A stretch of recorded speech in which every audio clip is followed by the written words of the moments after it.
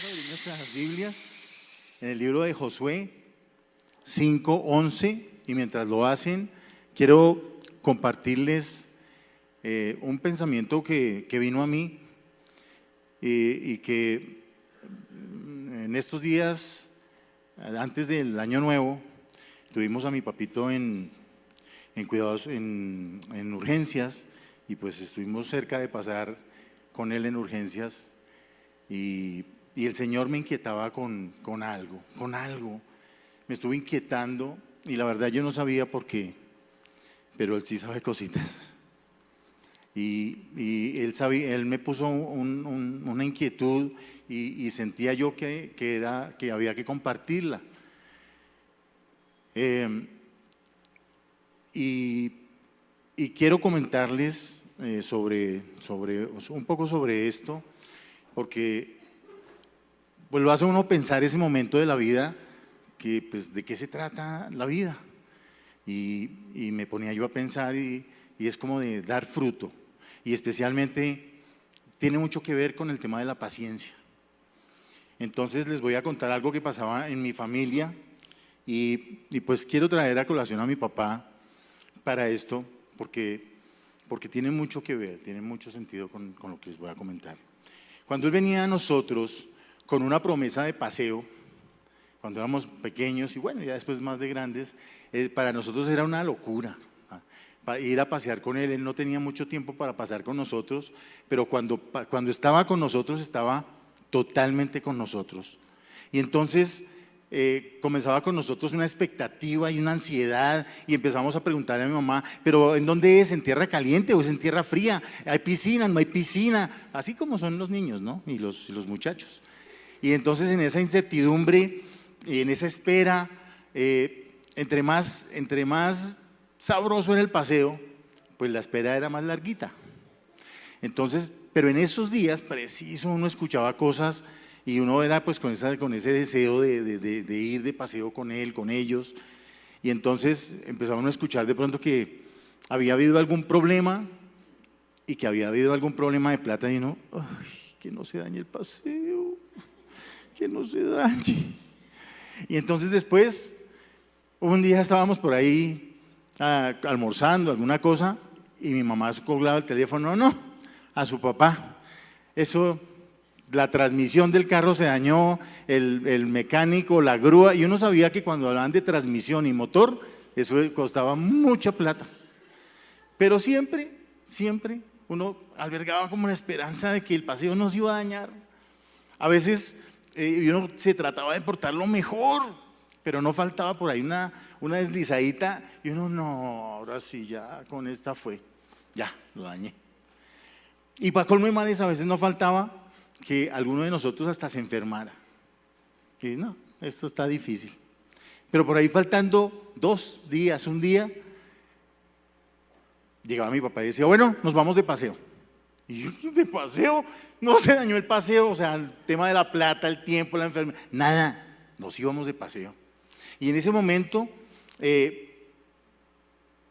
empezaba de nuevo esa ilusión que se había ido como perdiendo al cabo de los días.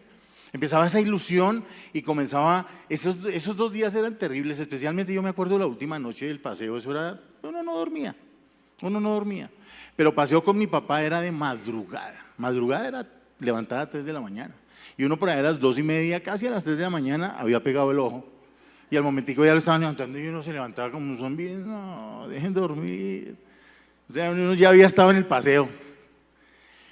Pero finalmente nos levantábamos y nos íbamos. Y entonces mi papá nos decía, no me dejen dormir, o sea que ni modos de dormir. Entonces nos ponían a cantar y todo eso, y cantando ahí, que se dormía. Y luego una agua de panelita, porque mi papito era muy glotón, a él le gustaba mucho darnos, complacernos. Luego que las arepitas, y luego que esto, y pues íbamos parando, y él nos hacía el viaje lo más rico posible, nos iba sustentando todo el camino, quitándonos las incomodidades, pero finalmente llegaba un momento donde el viaje se hacía largo, ya empezaba el día, llegaba el calor, y entonces venía un poquito como de incomodidad y todas esas cosas, pero finalmente llegábamos a donde teníamos que llegar y muchas veces cuando esos paseos eran de camping, perdón un segundo por favor. Ay, sí, siempre. Cuando estos paseos, por ejemplo, si eran de camping o de pesca, entonces pues teníamos que pasar por algunos sitios que eran malos, algunos trechitos malos o algunos sitios que eran un poco peligrosos. Pero él le parecía como Superman, él llega y se cuadraba aquí. Imagínense que en la casa tengo 3 hermanas y mi mamá, entonces imagínense las maletas. Eran un montón de maletas y además íbamos de camping, llevábamos desde cocineta, carpas y todo eso. Y entonces él se paraba aquí y con una mano nos cogía y con la otra nos pasaba al otro lado y el 1, 2, 3 nos pasaba a todos. Siempre podíamos confiar en mi papá, siempre, siempre, siempre. Y entonces finalmente pues llegábamos al paseo. Tomábamos ya nuestra posición, armábamos nuestra carpa, por supuesto ya era el día, ya había aclarado y el sol estaba ahí, ¡bum! Y uno con ese sueño. Y casi mediodía y uno armando carpa, y era de esas carpas de varillas, tremendo. Entonces nos poníamos a armar las carpas y bueno, terminamos de armar y nos íbamos para el paseo, a la piscina, estábamos por allá todo el día y claro, la quemada. Venía la quemadita, entonces ya de noche subíamos a acostarnos y ¿quién dejó la carpa abierta? Esa carpa llena de zancudos, por Dios santísimo, y uno quemado y en ese calor y trasnochado. Ay, Dios mío. Pero era paseo, era paseo. Y así, aunque de esa noche a veces tampoco ni podía uno dormir bien, al fin uno quedaba desmayado. Pero la pasábamos bien, la pasábamos rico, porque entre nosotros había amor y nos gozábamos de todas las cosas y teníamos paciencia de todas las cosas que pasaban entre nosotros. Éramos buenos los unos con los otros, mi papá, mi mamá especialmente con nosotros. Eran bondadosos. Siempre tuvimos fe, nunca pensamos que íbamos a ir y que no íbamos a volver. Y aunque nosotros teníamos necesidades individuales, esas necesidades individuales no incomodaban al otro, no dañábamos al otro, no nos dejábamos dañar la vida por lo que nosotros sintiéramos o necesitáramos. Esos eran los paseos, y eso era lo que me traía a memoria el Señor y me decía, pues la vida se trata de dar fruto, y donde hay fruto se pasa bien, hay gozo, pero hay ciertas cosas que no nos permiten tenerlo. Y esta palabra en Josué 5, 11, 12, ahora sí colóquenla, me recuerda un poco todo eso. Dice, al otro día de la Pascua comieron del fruto de la tierra, los panes sin levadura, y en el mismo día espigas nuevas tostadas, y el maná cesó el día siguiente, desde que comenzaron a comer del fruto de la tierra, y los hijos de Israel nunca más tuvieron maná, sino que comieron de los frutos de la tierra de Canaán aquel año. Amén. Entonces acordemos que el pueblo de Dios tenía una promesa, que iba a heredar una tierra donde fluía leche y miel. Esa era una gran promesa. Pero el pueblo de Dios no dejaba de quedarle mal a Dios. Entonces el Señor se había enojado con ellos habían estado en servidumbre.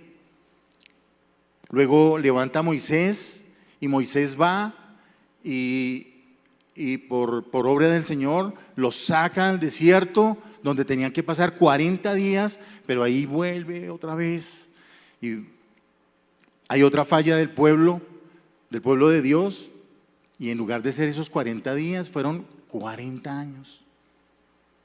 A veces nos quedamos caminando más de lo que tenemos que caminar en el desierto. Y entonces cuando finalmente llegan a la tierra prometida, ellos estaban en este suceso, estaban celebrando el día de la Pascua. La Pascua judía es precisamente esa fiesta donde se celebra la salida del pueblo de Israel a la libertad. Salieron de la esclavitud y dice que comieron del fruto de la tierra panes sin levadura y ese mismo día espigas nuevas tostadas. O sea que ya la tierra estaba produciendo. Pero dice que y el maná cesó al día siguiente. O sea que el Señor es maravilloso, porque aun cuando estuvieron en servidumbre, aun cuando estuvieron en el desierto, el Señor siempre cuidó de ellos. Siempre, durante todo el tiempo, hubo maná. Cuando le pidieron carne, les envió carne hasta que no quisieron más. Siempre, en la noche, había una columna de fuego que los guiaba y los protegía y les daba luz. Y en el día había una gran nube que los mantenía frescos y los guiaba también. Y les enviaba el maná. Y este día, aún cuando la tierra, cuando la promesa ya comenzó a dar fruto, aún ahí estaba el Señor bendiciendo a su pueblo. Y es que muchas veces nos pasa que nosotros, el Señor nos bendice y nosotros nos acostumbramos a la bendición de Dios. Y llega el momento en que ya ni siquiera nos percatamos de ella. Y pedimos una promesa y el Señor siempre cumple la promesa. El Señor siempre la cumple. Y cuando llega esa promesa a nosotros todavía estamos esperando que el Señor nos provea con maná, nos provea con la bendición. Muchos de nosotros tenemos ministerios y muchas veces no dejamos que ese ministerio fluya y toma fuerza, sino que estamos esperando que el Señor haga cosas. Este año nosotros hace unos días comentábamos que el Señor había hecho cosas en la barca, en nuestro ministerio, y que hay cosas que uno no entiende que hace el Señor, pero a medida que Él va haciendo movimientos uno va entendiendo las cosas que Él va haciendo, la instrucción que a uno le va dando, y uno tiene que ir entendiendo para dónde lo lleva el Señor, y uno debe aprender a dejarse dirigir. Y en eso estamos, en aprender a dejarnos dirigir. Así es que la vida en Cristo es como un viaje cuyo destino es dar mucho fruto. Pero cuando llegamos a esa promesa, nos encontramos con que hay dificultades. Y esas dificultades, hay un enemigo en la tierra prometida. Y no es precisamente Satanás, a quien le echamos siempre el pato. Y no le vamos a decir que pobrecito tampoco. Pero en este caso no es Satanás. El adversario más grande que encontramos en la promesa somos nosotros mismos. Y nos lo representa la Biblia con los gigantes, con los pueblos de los gigantes que estaban allá y que tenían que ser vencidos por el pueblo de Dios. Muchas veces cuando nosotros vamos a recibir o recibimos una bendición del Señor, los primeros que le ponen peros y problemas somos nosotros mismos. Y no aprendemos a dejarnos guiar y a disfrutar de las cosas que son porque así nos las da el Señor. El Señor nos hace muchas promesas, pero especial y particularmente nos hace una, que si creemos en Cristo seremos salvos y con eso ya estamos del otro lado. Pero adicionalmente en la palabra de Dios hay más de 8,000 promesas y este año particularmente hemos recibido nosotros individualmente y como congregación una, que vamos a hacer 1000 veces más de lo que somos hoy. Gloria a Dios por esa promesa, yo la recibo en el nombre de Jesús y sé que va a ser en la congregación y en la vida de cada uno de nosotros, va a ser real y se va a materializar. Gloria a Dios por eso. Nosotros quizás venimos de un desierto o de la espera del cumplimiento de una promesa, pues no lo sé. Pero si nosotros no visualizamos, no descubrimos cuáles son esos adversarios, nosotros no vamos a poder recibir esa promesa. Y vamos a mirar rápidamente de qué se trata. Vamos a mirar Deuteronomio 7, 1, 2. Deuteronomio 7, 1, 2. Dice: cuando Jehová tu Dios te haya introducido en la tierra en la cual entrarás para tomarla, y haya echado de delante de ti muchas naciones, al Eteo, al Gergeseo, al Amorreo, al Cananeo, al Fereceo, al Heveo, al Jebuseo, y siete naciones mayores y más poderosas que tú, y Jehová tu Dios las haya entregado delante de ti y las haya derrotado, las destruirás del todo. No harás con ella alianzas, ni tendrás de ellas misericordia. Nosotros muchas veces nos aliamos con nuestros propios defectos, nos justificamos y no destruimos esos enemigos que tenemos en nuestra tierra prometida. Vamos a darle un vistazo rápido a quiénes son esos adversarios que encontramos en la tierra prometida, que están dentro de nosotros. Está el Eteo. El Eteo se dice que vivía en unas tierras y eran los eteos una tribu de guerreros que provocaban mucho miedo, y a las tierras donde ellos vivían les decían que eran tierras de terror. Este enemigo produce en nosotros temor y cobardía. Y fíjense una cosa, es el primero de los enemigos que se presenta ante nuestra vida cuando viene una promesa del Señor. Y si nosotros dejamos que ese enemigo nos gane la batalla, o en buena parte le damos terreno, pues ya estamos perdidos, porque nos faltan 6 enemigos más que tenemos que vencer, 6 adversarios más que están en nosotros y que tenemos que vencer. Entonces el primero es el temor. Siempre que viene una promesa, siempre que hay una responsabilidad, lo primero que nos llega es el temor. ¿Sí o no, pastorcito? Cuando me dijo, yo le dije: pastorcito, muchas gracias, pero le conté que tenía temor, ¿sí? Y miren la palabra que me estaba dando el Señor. Pero no sé si sea natural. Lo que sí no puede ser natural es que nos quedemos en el temor y no demos el paso y digamos: está bien, sí, Señor, voy a hacerlo. Y aquí estoy parado, Señor. El siguiente enemigo que nosotros encontramos en esa tierra es el Gergeseo. El Gergeseo vivía en unas tierras pantanosas, y se le atribuye como características el pesimismo, la autoconmiseración y el ser querulantes, el que nos están diciendo: no, pobrecito, no, usted sí, oh, pobrecitico.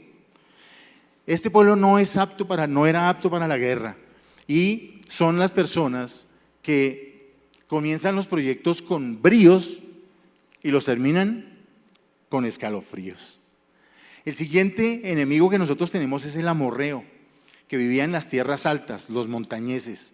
Esos simbolizan la soberbia, el orgullo, la altivez, todos los pecados de la lengua, los cascarrabias, los malgeniados, los pendencieros, agresivos y groseros. ¿Van identificando alguno de esos enemigos que tenemos dentro de cada uno de nosotros? ¿O más de uno? ¿Que tenemos que erradicar para recibir la promesa? Después está el cananeo. Él vivía, era una tierra de mercaderes y simboliza a los materialistas. Está el buhonero, el inescrupuloso, para el que todo se vale, para el que todo es negociable, el ventajoso, el sobresaliente, el VIP, el que vende cachivaches y le pone precio más grande. Nosotros somos una tierra, cuando era pequeño, me acuerdo que decían: como es de montañero, los bajaron con espejo. Pues así fue que nos engañaron. Cambiábamos oros por espejos, porque veíamos el espejo grande y cambiábamos las pepitas de oro. Ese es el buhonero. Y mucho de eso hay a veces en nosotros y no nos permite alcanzar la bendición. Está también el fereceo, que es el que habitaba en el campo abierto. Y se dice que eran crueles, implacables, aplastan, humillan, hacen, pero para sacar en cara, para mostrar, son perfeccionistas y normalmente los sabelotodos. Vamos identificando cosas que tenemos que cambiar. Y luego estaban los heveos, los de las tierras medias, los que vivían en las faldas de las montañas. Ellos no fueron completamente eliminados y la palabra nos dice que viven hasta nuestros días en nosotros y con nosotros. Pero como tienen una genética de gigantes, pues ellos tenían la genética de las demás naciones. Esta genética de ellos es del engañador, pero también es el conformista, el que se queda estancado, pero también es el que reclama sus derechos. Palabras como: usted no sabe quién soy yo, a mí se me respeta, yo tengo derecho a, conmigo sí no. Esas son características de este enemigo. Y por último está el jebuseo, que vivía en tierras contaminadas y era contaminante. Pisotea, aplasta, ensucia a los demás para quedar bien. Nadie es mejor que él, nunca queda mal. Y en el peor de los casos se va porque todos los demás no tienen la razón. Es de los que vienen la primera vez a Bogotá, se van a la avenida Boyacá y no vuelven a Bogotá porque es una ciudad de desordenados. En la avenida Boyacá salió y habían como 200 carros que venían en contravía. Pero él tenía la razón. Nosotros tenemos que destruirlos. La instrucción está en Deuteronomio 7, del 2 al 5. Nosotros recibimos una ley y una instrucción de qué hacer con estos enemigos que están en nuestra tierra prometida, y tenemos que hacer exactamente eso. Fíjense que el pueblo hebreo no los exterminó por completo, y dice la palabra de Dios que aún viven estas características con nosotros. Dice la palabra de Dios en Deuteronomio 7, 2 al 5: y Jehová tu Dios, cuando Jehová tu Dios las haya entregado delante de ti y las hayas derrotado, las destruirás del todo. No harás con ella alianza, ni tendrás de ellas misericordia, y no emparentarás con ella. No darás tu hija a su hijo, ni tomarás a su hija para tu hijo, porque desviará a tu hijo de en pos de mí, y servirán a dioses ajenos. Y el furor de Jehová se encenderá sobre vosotros y te destruirá en 100 años. Pronto viene esa destrucción cuando no hacemos caso. Mas así debéis hacer. Es la instrucción que el Señor nos da. Así debéis hacer con ellos. Sus altares destruiréis y quebraréis sus estatuas y destruiréis sus imágenes de acera y quemaréis sus esculturas en el fuego. Y la palabra de Dios nos dice en los versículos 6 y 7, lo voy a leer de allí, 6 y 7. Porque tú eres pueblo santo para Jehová tu Dios. Jehová tu Dios te ha escogido para hacerte un pueblo especial, más que todos los pueblos que están sobre la tierra. Amén. Y el 7, no por ser vosotros más que todos los pueblos os ha querido Jehová y os ha escogido, pues vosotros erais el más significante de todos los pueblos, de todas partes de donde nos sacó Dios a nosotros cuando nos encontró en nuestra vida. Amén. Así es que entonces nosotros tenemos que permitirle, sacando de nuestra vida ese contrincante tan fuerte que tenemos. Si lo exterminamos del todo, vamos a permitir que el Espíritu Santo entre y gobierne todas las áreas de nuestra vida, y así vamos a derrotar a los gigantes y vamos a poder dar mucho fruto. El fruto tenemos que entenderlo, que es escuchar la palabra y ponerla por obra, o sea, es obedecer. Y esto que se lo aprendí a mi esposita cuando estábamos haciendo el año pasado unos talleres, y se lo aprendí para enseñárselo a los papitos, que se lo enseñaran a los adultos, y es obedecer. Obedecer, ella decía, obedecer es oír y hacer de todo corazón ahora mismo. Y a mí me gustó mucho. Y siempre se les quedaba a los papitos y nos gustaba muchísimo, muchísimo, muchísimo. Eso es lo que tenemos que hacer nosotros. El fruto del Espíritu en realidad es un término que usaba el apóstol Pablo para reunir 9 atributos visibles de una verdadera vida cristiana. Esto lo encontramos en Gálatas 5:22, no lo vamos a leer. Y estos atributos son amor, gozo, paz, paciencia, benignidad, bondad, fe, mansedumbre y templanza. Dice la palabra de Dios que contra tales cosas no hay ley. ¿Qué hay que juzgarle a estas cosas? Nada. Mientras que a las otras que tenemos que sacar, buscar en nosotros y exterminar, sí. Para tener a Cristo viviendo con nosotros, tenemos que tener realmente una relación estrecha con Él. Y esto solamente es posible si nosotros pasamos tiempo con Él mediante la oración, la lectura de la palabra, la reflexión, pero sobre todo ponerla en práctica. Quiero que miremos un momento la palabra de Dios en Juan 15:5.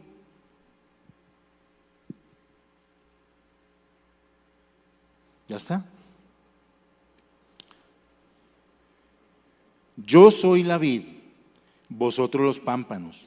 El que permanece en mí y yo en él, éste lleva mucho fruto, porque separados de mí, nada podéis hacer. Así es que si nosotros nos separamos del Señor, nada podemos hacer. Y para que no quede como suelto lo del paseo, les voy a contar que la promesa es el destino que nos ilusiona, es esa promesa del viaje, es esa promesa que nos hace el Señor. Leamos Josué 21:45, por favor. Josué 21:45. Dice: no faltó palabra de todas las buenas promesas que Jehová había hecho en la casa de Israel. Todo se cumplió.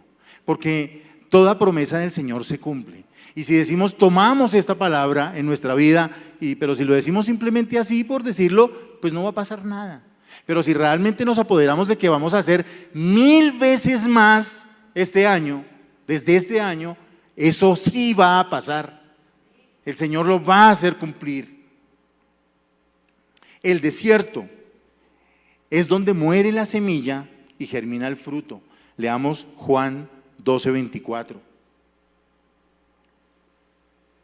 De cierto os digo, que si el grano de trigo no cae en la tierra y muere, queda solo, pero si muere, lleva mucho fruto.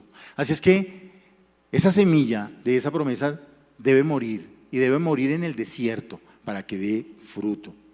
El viaje representa donde cruzamos del desierto a la promesa. El paseo es el propósito del viaje. O sea, Dios nos puso en esta vida no para amargarnos la vida, sino para que la pasemos bien. Y el fruto es cuando nosotros voluntariamente decidimos crecer y madurar. A veces llegamos a viejos siendo unos niños mentales y unos bebés espirituales. Y qué vergüenza con Dios, de verdad, qué vergüenza, qué pena.